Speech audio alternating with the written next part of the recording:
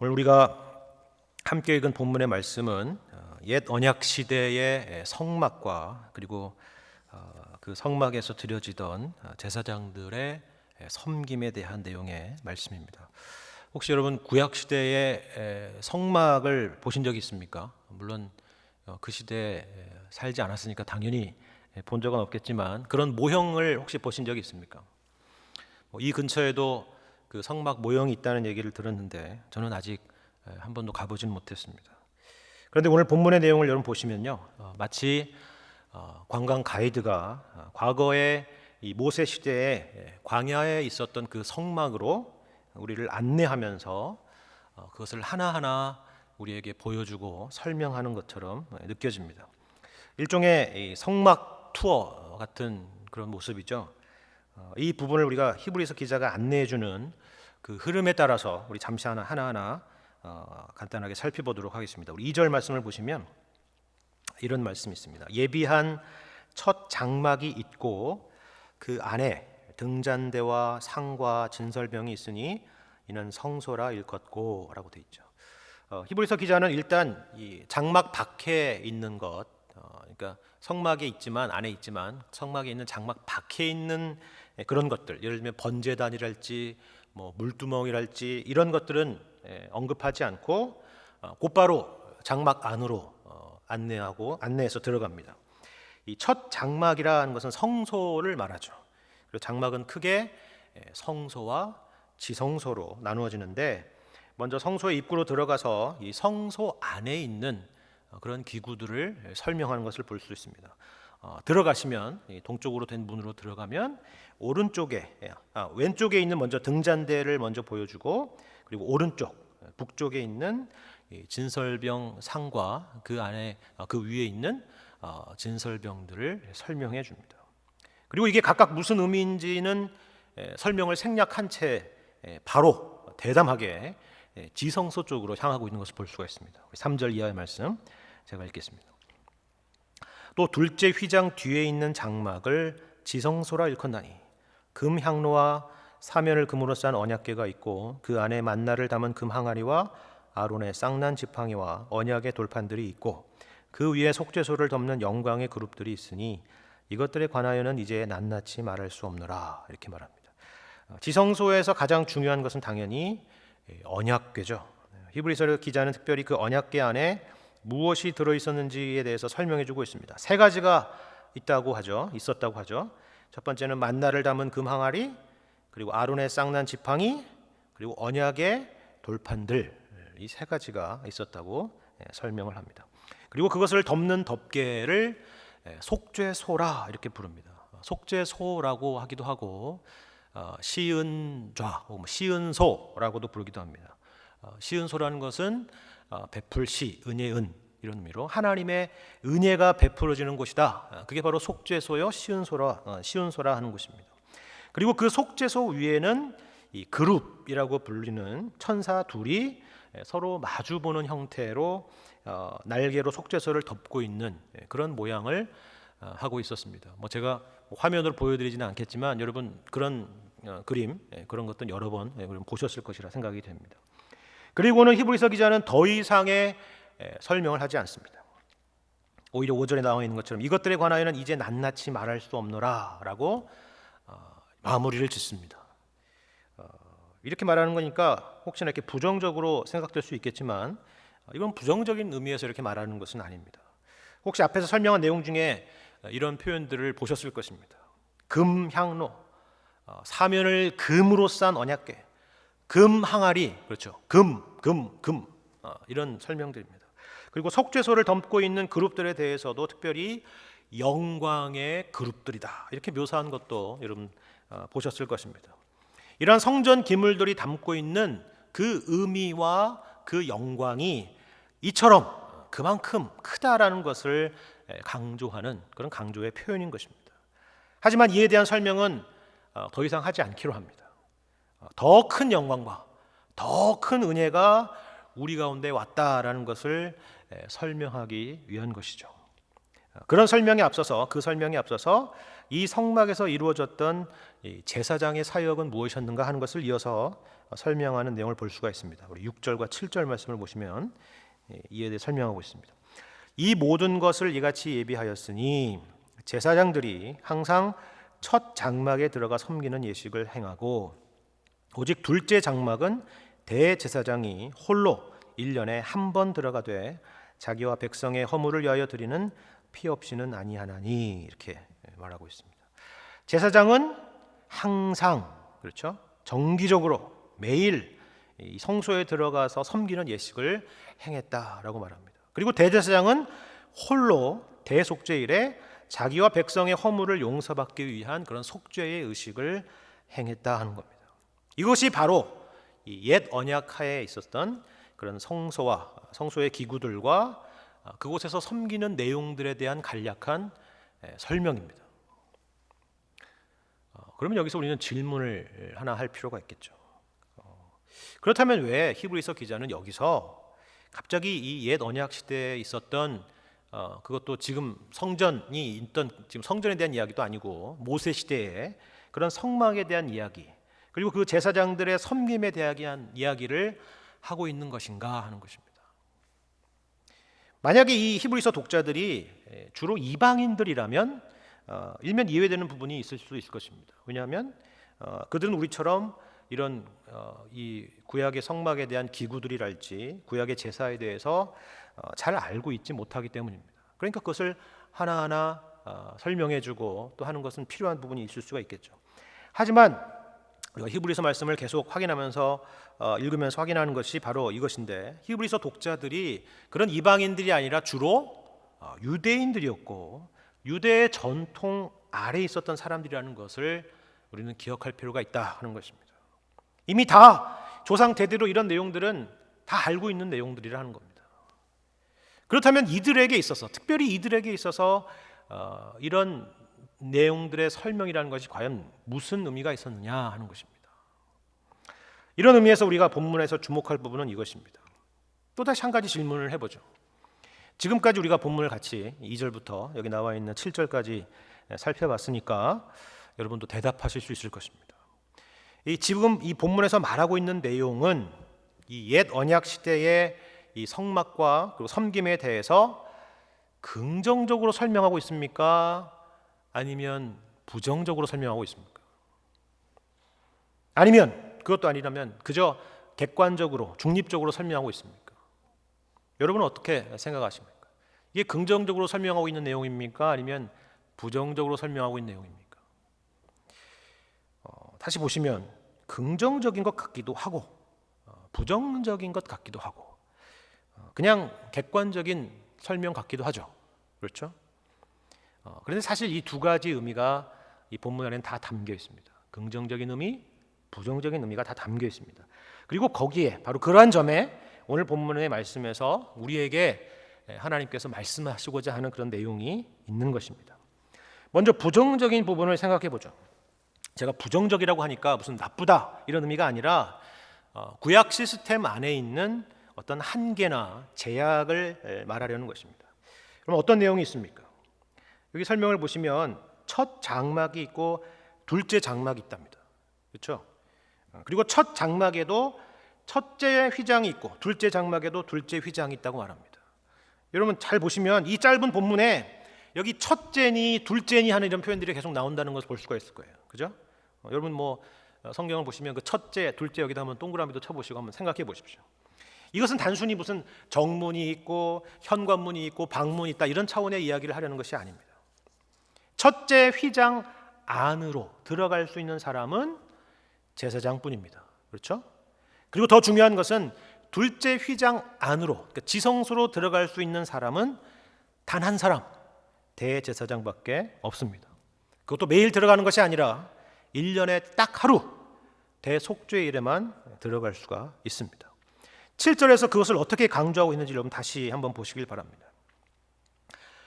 오직 둘째 장막은 대제사장이 홀로 1년에 한 번 들어간다.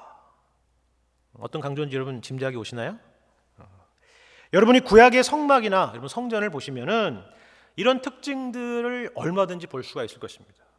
거기에는 수많은 이 경계가 있고 넘을 수 없는 선들이 곳곳에 있습니다.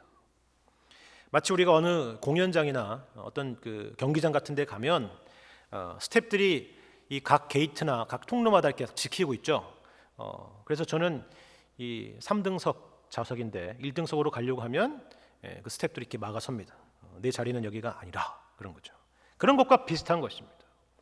이방인이 갈 수 있는 곳이 있고 유대인이 갈 수 있는 곳이 있습니다. 남자가 갈 수 있는 곳이 있고 여인들이 갈 수 있는 곳이 있습니다. 레위인들이 갈 수 있는 곳이 있고 또 다른 지파 사람들은 갈 수 없는 곳이 있습니다. 제사장은 들어갈 수 있지만 레위인들은 들어갈 수 없는 곳도 있습니다. 각각의 경계와 제한이 있습니다. 그리고 이런 혈통만이 아니라 심지어는 유대인이나 심지어는 제사장이라 하더라도 몸이 아프거나 몸에 무슨 문제가 있다면 이 성전에, 이 성막에 접근할 수가 없었습니다. 오직 유일하게 이 모든 것들을 프리 패스할 수 있는 사람, 넘나들 수 있는 사람은 딱 한 사람뿐이었다는 겁니다. 누구죠? 바로 대제사장이었습니다. 하지만 말씀드린 것처럼 그 대제사장도 1년에 딱 한 번뿐입니다. 그리고 그 한 번조차도 역시나 제한이 있었다고 말합니다. 어떤 제한입니까? 우리 7절 하반절 말씀을 보시면 이런 내용이 있잖아요. 자기와 백성의 허물을 위하여 드리는 피 없이는 아니하나니입니다. 그렇죠? 대제사장 또한 이런 제한이 있었다는 것입니다. 여러분, 이 모든 것들은 어디로의 접근입니까? 방향이 다 지성소로의 접근이죠. 그렇죠? 그러면 그것은 누구에게로의 접근입니까?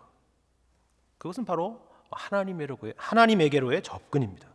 그러니까 다시 말해서 옛 언약 시대에는 예배자가 하나님께 나아가는 데 있어서 이처럼 여러 벽이 있었고 여러 제한이 있었고 여러 한계가 있었다라는 말입니다. 이것이 본문에서 말하는 강조점입니다. 하지만 이렇게 물리적이고 공간적인 이런 차원보다도 더 본질적이고 더 심각한 한계가 있었습니다. 사실 이것이 더 심각한 문제인데요. 우리 9절 말씀을 보시면 확인할 수가 있습니다. 9절 보시면 그런 물리적인 어떤 공간적인 한계가 아니라 이런 한계가 있었다는 거죠. 옛 언약 시대에는 9절 보시면 이 장막은 현재까지의 비유니 이에 따라 드리는 예물과 제사는 섬기는 자를 그 양심상 온전하게 할 수 없다 하는 것입니다. 여기에 양심이라는 단어가 등장하죠. 양심. 여기서 말하는 양심이라는 것은 우리가 세상에서 일반적으로 통상적으로 사용하는 그 양심이라는 단어의 뜻이 아닙니다. 쉽게 말해서 무엇이 옳고 무엇이 그른가 하는 그런 것을 구분하는 인간 안에 기본적으로 내재되어 있는 그런 도덕적 차원의 그런 지식을 말하는 것이 아닙니다. 이것은 그런 도덕적 차원의 지식이 아니라 신앙적인 차원, 영적인 차원의 양심을 말하는 것입니다. 다시 말해서 이 예배자와 하나님을 분리하는 그 죄를 기억하게 하는 하나님께서 우리 내면 가운데 심어 놓으신 그런 내재된 의식을 말하는 것입니다. 하나님께서 인간 가운데 심어 놓으신 일종의 알람 시스템과 같은 것입니다. 내가 죄인이다 라는 것을 깨우치는 그런 그 인간 내면에 있는 그런 의식을 말하는 것이죠. 그게 바로 양심입니다. 구약에서 말하는 대로 여러분 아시다시피 이 예물과 제사를 외형적으로 잘 드린다고 해서 그 절차대로 잘 드린다고 해서 양심의 자유를 얻지는 못했다는 것입니다. 이것이 바로 다윗이 고백하는 그런 내용입니다. 여러분 시편 51편은 여러분이 잘 알고 있는 다윗의 시인데요. 다윗이 밧세바를 범한 이후에 기록한 시편입니다. 거기서 다윗은 이렇게 말하죠. 시편 51편 16절을 보시면 주께서는 제사를 기뻐하지 아니하시나니 그렇지 아니하면 내가 드렸을 것이라. 주는 번제를 기뻐하지 아니하시나이다. 여러분 이걸 그냥 표면적으로 보면 충격적인 말이죠. 어떻게 보면 구약의 이런 제사 시스템을 하나님이 명령하신 이런 제사 시스템을 전면 부정하는 이야기처럼 들리기 때문에 그렇습니다. 하지만 시편 51편을 읽어보시면 그런 의미가 아니라는 것을 여러분 대번에 아시게 될 것입니다. 다윗이 얼마나 완벽한 제사를 드릴 수 있는 사람이고 또 얼마나 완벽한 제사를 드렸겠습니까? 그러나 그것이 다윗이 범죄한 그 마음의 양심의 자유를 가져다 주지는 못했다는 것입니다. 내 속에 정한 마음을 창조하시고 내 안에 정직한 영을 새롭게 하여 주옵소서라고 간구하고 있는 시편 51편의 내용이 바로 그것을 말해주는 것입니다. 물론 오늘 본문의 말씀은 구약시대의 이 사람들은 대속죄 이래 믿음으로 하나님께 나아가는 그런 사람들의 양심을 자유롭게 하지 못했다는 말이 아닙니다. 구약시대도 얼마든지 그런 경건한 사람들이 있었을 것입니다. 하지만 여러분 생각해 보십시오. 대속죄일이라는 것은 그 이름 그 자체에서 보듯이 매일 있는 것이 아닙니다. 1년에 단 하루 있습니다. 히브리역으로 하면 7월 10일에 대속죄일이 있습니다. 그렇다면 만약 예를 들어 봅시다. 만약에 7월 11일에 죄를 지었다면 여러분 어떻게 할까요? 대속죄일 그 다음 날에 죄를 졌습니다. 그럼 어떻게 되는 겁니까? 364일을 기다려야 되는 것입니다. 그것도 그냥 기다리는 것이 아니라 괴로운 양심을 가지고 1년이라는 긴 시간을 기다려야 했겠죠. 이런 일은 그 다음 해에도 또 그 다음 해에도 또 그 다음 해에도 마찬가지였을 것입니다. 이것이 바로 구약의 옛 언약 시대가 갖고 있었던 한계였다는 것입니다. 더 정확히 말하자면 옛 언약 자체의 한계가 아니라 그것을 지킬 수 없는 인간의 타락하고 부패한 한계를 말하는 것입니다. 그렇다면 우리는 이렇게 말할 수가 있겠죠. 아, 그렇구나. 우리가 하나님께 나아갈 수가 없구나. 그래서 하나님께서는 이처럼 죄인된 인간의 접근을 제한하기 위해서 여러 장벽과 여러 제한들을 만드셨구나. 그렇게 생각할 수 있겠죠. 그런 결론을 내릴 수가 있겠죠. 그런데 그렇게만 볼 수 없는 또 다른 측면 역시 말씀드린 것처럼 본문 안에 있다 하는 것입니다. 그게 무엇인가요? 이러한 옛 언약에서도 역시나 우리에게 분명히 말해주고 있는 내용이 있다 하는 것입니다. 그것은 반대로 앞서 말한 것은 우리가 죄인이기 때문에 오지 말라 하는 것이라면 그것은 반대로 우리에게 오라라고 말씀하시는 그런 내용입니다. 물론 앞서 살펴본 것처럼 제한이 있습니다. 그러나 그런 제한이 있으니까 오지 말라라고 하는 것이 아니라 그 가운데 오라는 내용이 분명히 있는 것입니다. 이런 옛 언약, 옛 제사 제도를 주신 분은 하나님이십니다. 그런데 그 하나님께서 뭐라고 말씀하십니까? 여러분 이스라엘 백성들에게는 1년에 3번씩 오라 하셔서 그 절기를 지키도록 하셨고 오늘 본문에 나와 있는 것처럼 제사장들에게는 매일 오라 하셔서 성소에서 섬기게 하셨고 대제사장들에게는 1년에 한 번 오라 하셔서 지성소에서 섬기게 하셨다는 것입니다. 이처럼 오라 하시는 그분이 또한 하나님이시라 하는 것이죠. 앞서서는 한계를 말했다가 이번에는 부르심을 보는 것입니다. 앞서서는 오지 말라고 그랬다가 이번에는 오라라는 음성을 듣는 것입니다. 여러분 이것은 도대체 무슨 말일까요? 이 옛 언약 안에 담겨있는 이러한 이중성이라는 것을 우리는 도대체 어떻게 이해할 수가 있습니까? 그것은 우리 머리로 이해할 수 있는 것은 물론 당연히 아닙니다.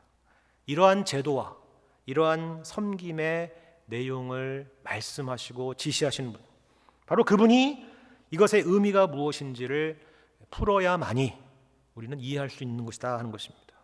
그분이 누구십니까? 바로 하나님이시죠.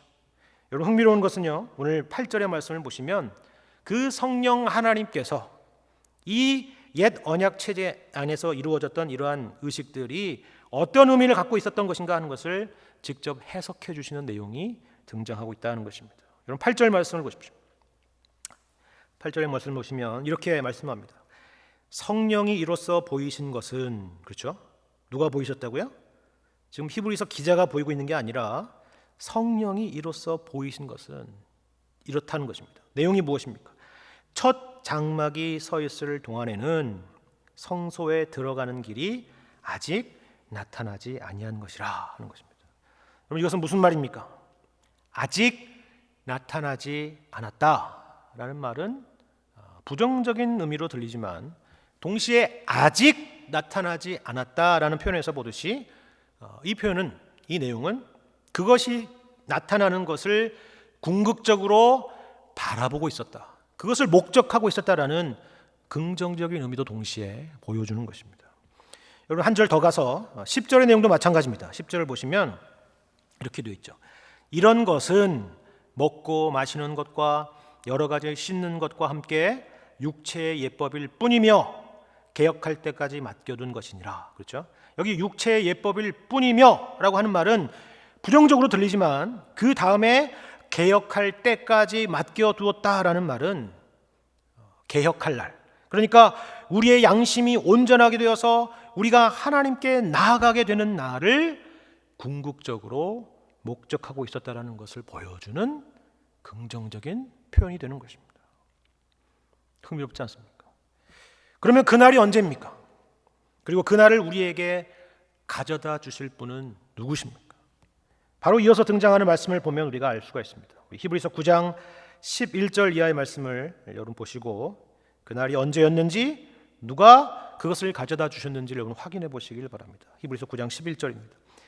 그리스도께서는 장래 좋은 일의 대제사장으로 오사 손으로 짓지 아니한 것 곧 이 창조에 속하지 아니한 더 크고 온전한 장막으로 말미암아 염소와 송아지의 피로 하지 아니하고 오직 자기의 피로 영원한 속죄를 이루사 단번에 성소에 들어가셨느니라. 염소와 황소의 피와 및 암송아지의 죄를 부정한 자에게 뿌려 그 육체를 정결하게 하여 거룩하게 하거든 하물며 영원하신 성령으로 말미암아 흠없는 자기를 하나님께 드린 그리스도의 피가 어찌 너희 양심을 죽은 행실에서 깨끗하게 하고 살아계신 하나님을 섬기게 하지 못하겠느냐라고 말씀합니다. 뭐라고요?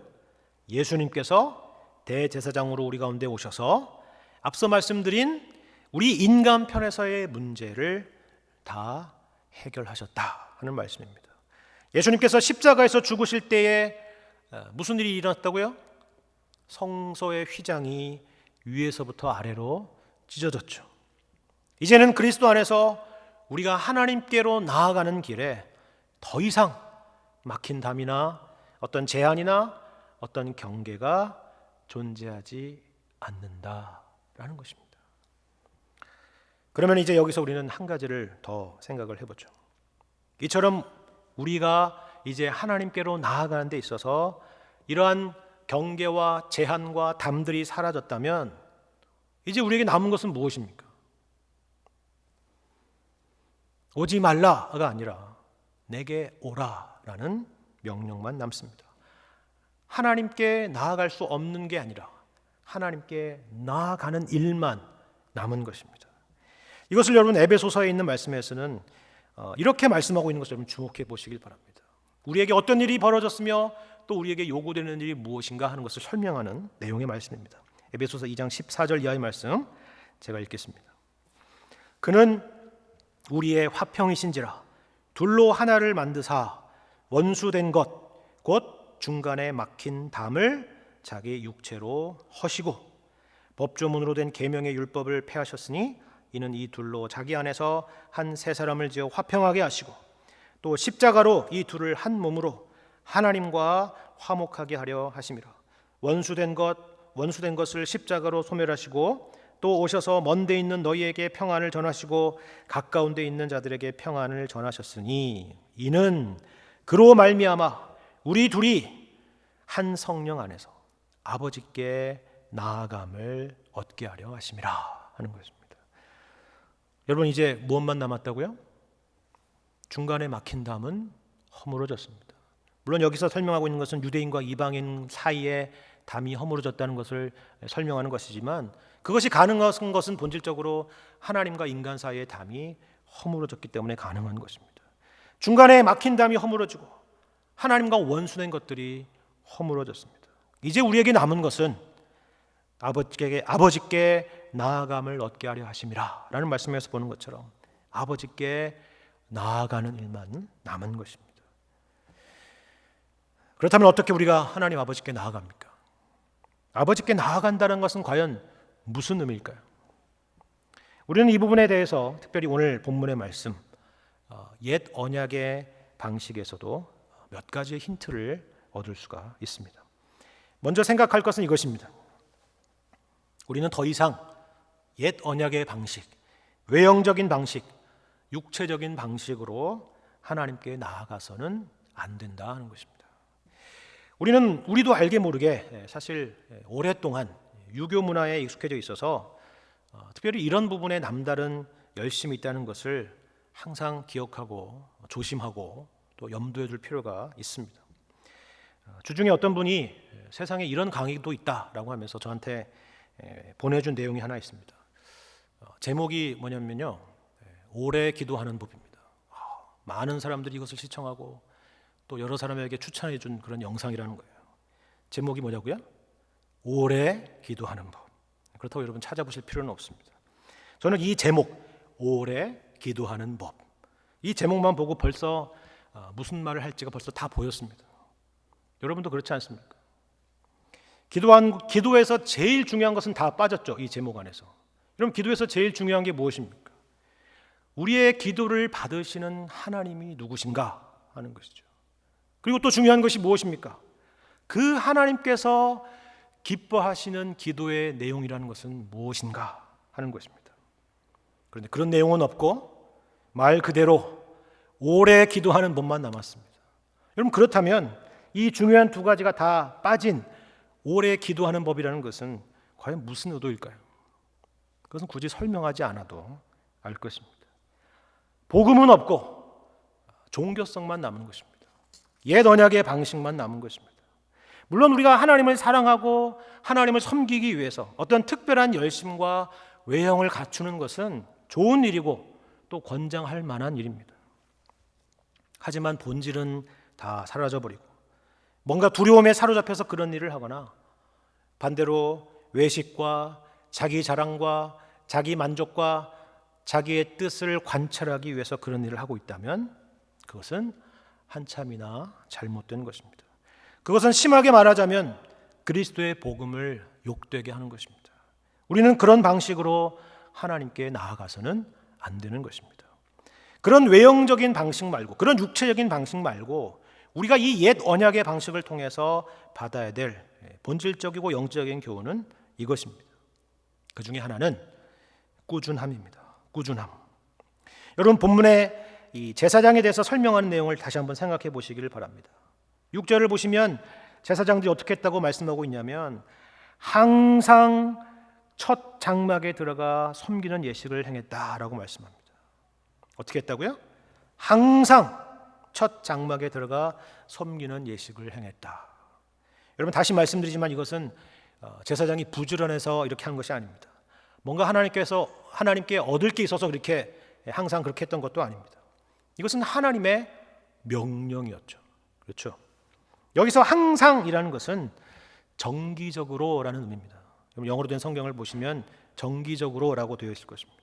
매일 아침 저녁으로 성소 안에 있는 등잔을 정리하고 그 불이 꺼지지 않도록 하고 향단의 불 역시 꺼지지 않도록 했습니다. 그리고 진설병의 상의 떡은 매주 안식일마다 새 것으로 교체했습니다. 이것이 제사장이 성소 안에서 섬겼던 일입니다. 어떻게 했다고요? 항상 정기적으로 언제나 그렇게 했다는 것입니다. 기분에 따라서 그렇게 한 것이 아니라는 것입니다. 오늘 뭔가 성령 충만한 것 같고 내가 뭔가 은혜를 받은 것 같고 하면 그렇게 하고 그렇지 않을 때는 하지 않은 것이 아니라 항상 나의 감정과 기분과 이런 것과 상관없이 항상 언제나 그 일을 했다는 것입니다. 우리의 신앙생활이 그와 같아야 한다는 것입니다. 살다 보면 우리 생활에 있어서나 영적으로나 우리는 늘 업앤다운이 있죠. 그렇지 않습니까? 요즘 같은 시대는 그런 일이 더 많이 있을 것입니다. 때로는 교회나 교회 안에 있는 교우들이 마음에 들지 않을 수도 있을 것입니다. 그래서 교회를 잠시 떠나거나 혹은 소위 잠수를 타기도 하죠. 저는 그때마다 누가복음에 등장하는 세례 요한에 붙인 사가랴가 생각이 납니다. 사가랴는 바로 제사장이었습니다. 여러분, 생각해 보십시오. 예수님 당시의 성전과 예수님 당시의 제사장들은 얼마나 많이 타락했습니까? 예수님께서 예루살렘에 입성하셔서 예루살렘 성전에서 행하신 일들을 보면 여러분 아실 수가 있죠. 에세네파 사람들이라는 사람들은 그래서 아예 자기들끼리 따로 공동체를 만들기도 했습니다. 하지만 여러분 누가복음 1장 말씀을 보시면 사가랴는 그 반열의 차례대로 하나님 앞에서 제사장의 직무를 행했다라고 말하고 있습니다. 이런 자세죠. 자기 기분이나 감정에 따라서 혹은 스스로 생각하는 정의로움이나 판단의 기준으로 하나님께 나아가는 것을 결정하지 않는 것입니다. 언제나 항상 변함없이 이런 모습과 자세로 하나님께 나아가야 하는 것입니다. 또 다른 교훈은 이것입니다. 내가 거룩하니 너희도 거룩할지어다 라고 하는 말씀을 여러분 기억하실 것입니다. 하늘에 계신 너희 아버지의 온전하심 같이 너희도 온전하라 라는 예수님의 말씀도 여러분 기억할 것입니다. 하나님께 나아간다는 것은 다만 어떤 예배적인 차원, 신앙생활적인 차원에서 말하는 것이 아닙니다. 우리가 잘 아는 대로 로마서 12장 말씀처럼 너희 몸을, 너희의 생활을, 너희의 삶을 거룩한 산제사로 드리라. 이것이 너희가 드릴 영적 예배니라 라고 하신 말씀을 기억하시기를 바랍니다. 이런 방식의 나아가며 이런 방식의 섬김입니다. 우리의 삶이 거룩하신 하나님을 닮은 삶이 되어야 한다 하는 것입니다. 하나님께서 우리에게 행하신 것과 같이 우리도 그렇게 행해야 하는 것입니다. 우리 주님을 닮은 삶이 우리의 삶의 목표가 되어야 하는 것입니다. 이것이 바로 옛 언약 시대가 우리에게 변함없이 주는 그런 교훈인 것입니다. 우리가 하나님께 나아가는 방식입니다. 옛 언약의 막힌 담은 허물어졌습니다. 경계와 제한과 우리가 하나님께 나아가는 데 있어서 모든 장애물들은 그리스도 안에서 사라졌습니다. 예수님께서 원수된 것, 중간에 막힌 담을 자기 육체로 허무셨습니다. 이제 우리에겐 그리스도 안에서 거룩하신 하나님께 나아가는 일만 남았습니다. 죄와 싸우고 거룩하신 아버지 하나님을 닮아가는 일을 포기하지 않으시기를 바랍니다. 그리고 그 일에 때로는 우리가 실패하고 넘어지더라도 뒤로 물러서지 않고 주님께 은혜와 능력을 구하며 주님께 나아가는 일을 포기하지 않으시기를 바랍니다. 날마다 항상 앞으로 하나님께로 거룩함으로 나아가는 일을 멈추지 마시기를 바랍니다. 히브리서 10장 38절 39절 말씀에 이렇게 우리를 권면하는 말씀이 있습니다. 이 말씀으로 오늘 말씀을 마무리하고자 합니다. 히브리서 10장 38절 39절의 말씀입니다. 나의 의인은 믿음으로 말미암아 살리라. 또한 뒤로 물러가면 내 마음이 그를 기뻐하지 아니하리라 하셨느니라. 우리는 뒤로 물러가 멸망할 자가 아니요 오직 영혼을 구원함에 이르는 믿음을 가진 자니라. 이러한 믿음으로 항상 날마다 언제나 하나님께 나아가시는 여러분과 제가 되기를 주님의 이름으로 간절히 축원합니다.